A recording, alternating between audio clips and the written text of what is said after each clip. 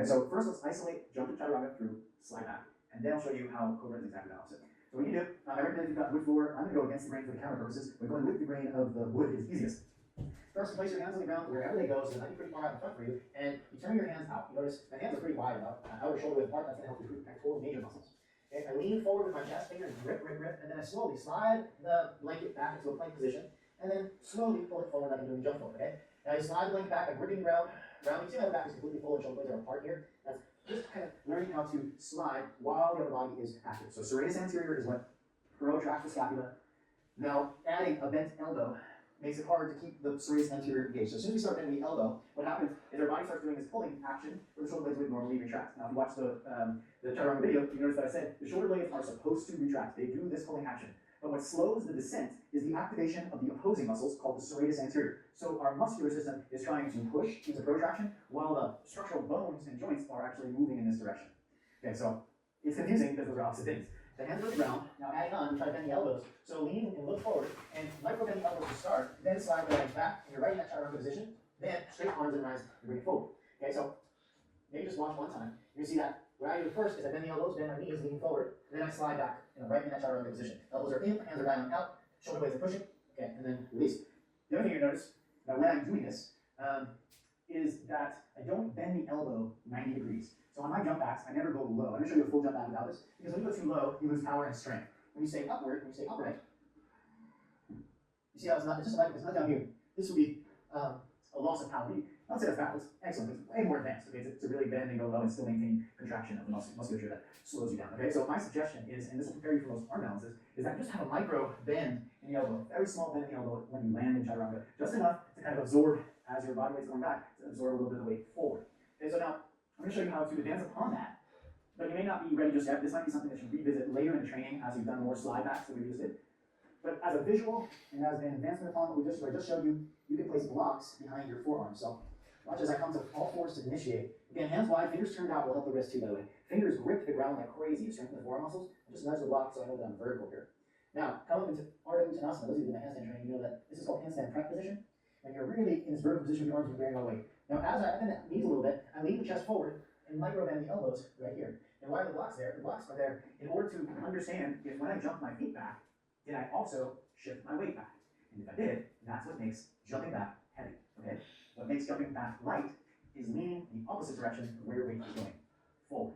Hope that's clear. If you want to unfold your body from a forward fold position, then whatever goes back, something has to go forward at the same time, and the weight stays even and light. If I just go back with the legs, it's going to get heavy. Let me show you both. The camera might shake if I jump back. So if I lean back, when I jump into chaturanga, you'll see this, right? That's hard to exaggerate that, I guess. That's something like it right there. You see the arm comes on this angle here, and the weight drops right to my feet, and you'll feel the camera probably bounce. Instead, watch how I unfold my body and lean forward. Fingers grip, externally rotate like you're opening jars, lean the heart forward, send the legs back. A lot simpler, a lot easier than most people make it. It just requires repetition and strength. So let's go over the key points. The fingers grip the ground, hands wide, turned out. So fingers grip is the muscle activation. The placement is that your hands are wider than shoulder width apart, and your fingers are turned out. That will give more range of motion. Now that's the grip. As you slide your feet back, lean the upper body forward, and maintain these muscle activations. Externally rotate like you're dialing outward, and try to push from the serratus anterior, protract your shoulder blades, and try to straighten the elbow from the muscular system. While the joints, the elbow bends a little bit, and the shoulder blades move toward each other. So the joints are doing one thing, the muscles are trying to oppose it, and that's what makes it slow down. If I don't oppose what the joints are doing, then I'll just literally fall on the ground quickly. Okay, that's what we're essentially trying to do. So let's move on. I'll come back to that in a moment. But let's move on now from down dog, jump forward to Uttanasana. In order to jump forward to Uttanasana, there are two main things, the shoulder girdle and the legs. The shoulders, the idea, just like down dog, is to push shoulders to the ears and pull the ribs back as much as you can. In down dog, we pull the ribs back not as much as we can. However, when we transition, we really have to go to this push situation in order to make it light. So round one, we go from small down dog on blanket, small down dog on blanket, and all you do is grip the ground with your fingers, round the back and lean forward, then push, push, push, and drag your blanket or your socks forward. And you go back into a small down dog. So down dog, of course, you would be, forearms would be hitting the imaginary blocks right now. So I lean forward, imagining that the block is right behind the forearm, and then I round my back, and then I drag back forward. Okay, let's do it one more time. Short down dog. There's Tito. Grip the ground with your fingertips, round the back, lean forward, and pull, push, push, push, push with your shoulders to the ears. Okay, so that's round one. The next step is to take a longer down dog and to incorporate some leg actions. The leg actions for Uttanasana, standing forward fold. My suggestion is make sure that you have warmed up for this. So if you are visiting this on day 2, make sure you do day 1 practice. So if you didn't complete, if you haven't completed this all in one day, then you probably are cool, and this will be too deep of a stretch for you. So make sure you do a warm up first. You take your hands on blocks, bend your knees, and lift into like kind of what I consider like a American football player stance. Your feet are wide, and then push the heels outward isometrically, so you feel your outer hip muscles engaged, and lift the bite bones, that's your sit bones here, your ischial tuberosities, lift up to the sky until you feel a lengthening of your hamstrings. So the muscle activation, push the heels out, and arc or use your low back muscles to pull the back of your pelvis up. We're in what's called anterior tilt of the pelvis, meaning the front of the pelvis is tipping towards the front of the body. Anterior front of the body, tilt of the pelvis. So as we're in anterior tilt of the pelvis, you're pressing the back of your hamstrings apart and almost spinning the front of the legs inward. Now what this does is if you push the back of your legs apart and spin the front of your legs inward, you'll start to feel a muscle called TFL, which is right here on the outer front of the hip. If you're still anterior tilting and pressing the backs of the legs apart. Tensor fascia lata, TFL. It is a hip flexor and an internal rotator. I'll say it over time. TFL, tensor fascia lata, or tensor fascia latae, is a hip flexor and internal rotator. When it engages, it helps to bring the thighs close to the chest or flex the hips. When the thighs come close to the chest, that's called flexion at the hip joint. Why that's important is because the closer your legs are to your chest, the greater the flexion, the lighter your legs are according to your body. So if I held something, to explain this better, out to the side, this would be heavy far away. If I bring it close in, it's light. Same is true with my legs. If I bring my legs close to my chest, it's light. If my legs are far away, I'm gonna jump back, I'm gonna jump forward. If my legs don't come close to my chest, then I'm heavy. So think about, this body is light, but what if I held a plant out here? It would be very heavy, but if I held it close, it would be light. This is a concept that is super important to know. So when I jump forward, if my thighs don't come close to my chest, it's gonna be heavy no matter how strong my upper body is, no matter what gender I am, no matter what my athletic experience is. If my thighs don't come close to my chest, it is heavy. So watch again. Now this of course requires flexibility in the hamstrings, but the strength of your TFL and your other flexors, sticking your buttocks up like anterior tilt, can start to outweigh whatever tightnesses you have. You may keep your knees bent. I'll show up with knees bent, but thighs have to become close to the chest. Watch again. See my thighs are on my chest? Now what does that again? TFL, tensor fascia lata, is a hip flexor that will pull the legs tight into the chest. To activate the hip flexors again and to strengthen them, you might be asking, well, how do I strengthen TFL? I just told you.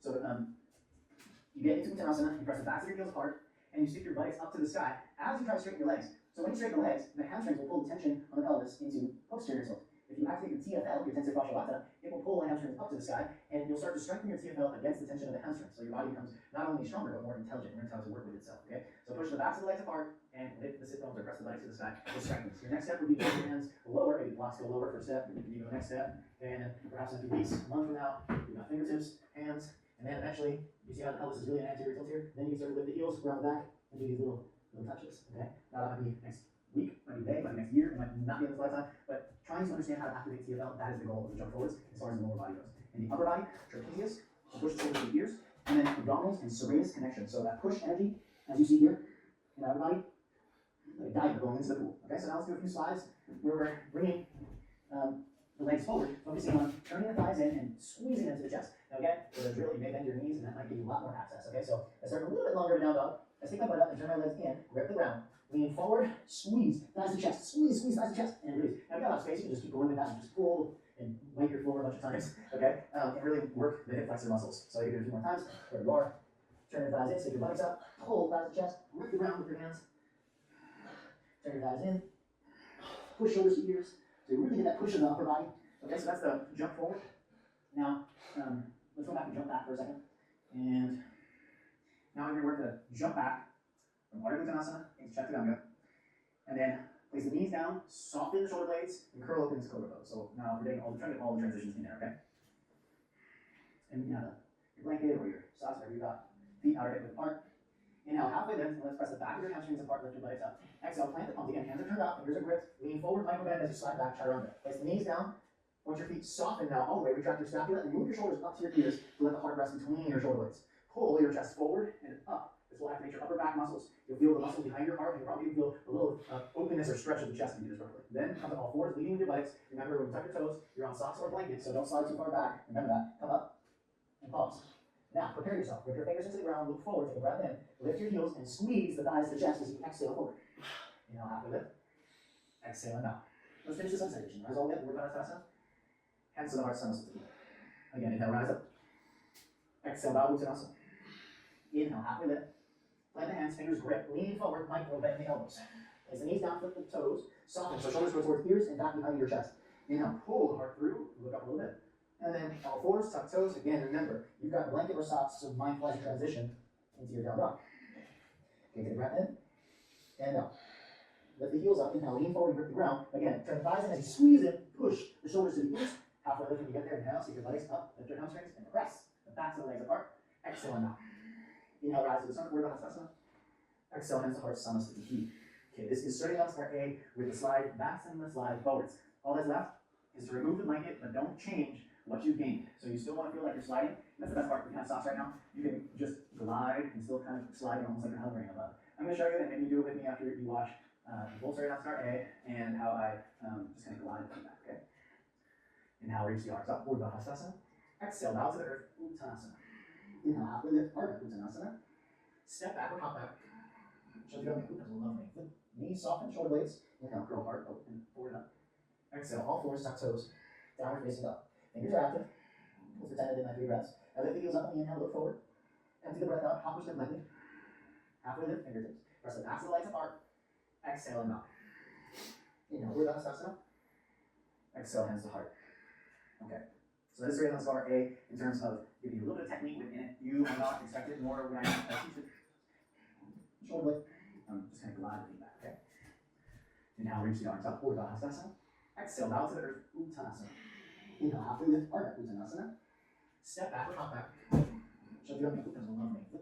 Knees soften, shoulder blades. Inhale, curl heart, open, forward up. Exhale, all fours, tuck toes. Exhale, bow to the earth, Uttanasana. Inhale, halfway lift, Ardha Uttanasana. Step back or hop back. Chaturanga Uttanasana, lovely. Knees soften, shoulder blades. Inhale, curl heart, open, forward up. Exhale, all fours, tuck toes. Downward facing up. Fingers are active. Pretend I did my 3 breaths. I lift the heels up on the inhale, look forward. Empty the breath out, hop or step lightly. Halfway lift, fingertips. Press the backs of the legs apart. Exhale and knock. Inhale, Urdhva Hastasana. Exhale, hands to heart. Okay.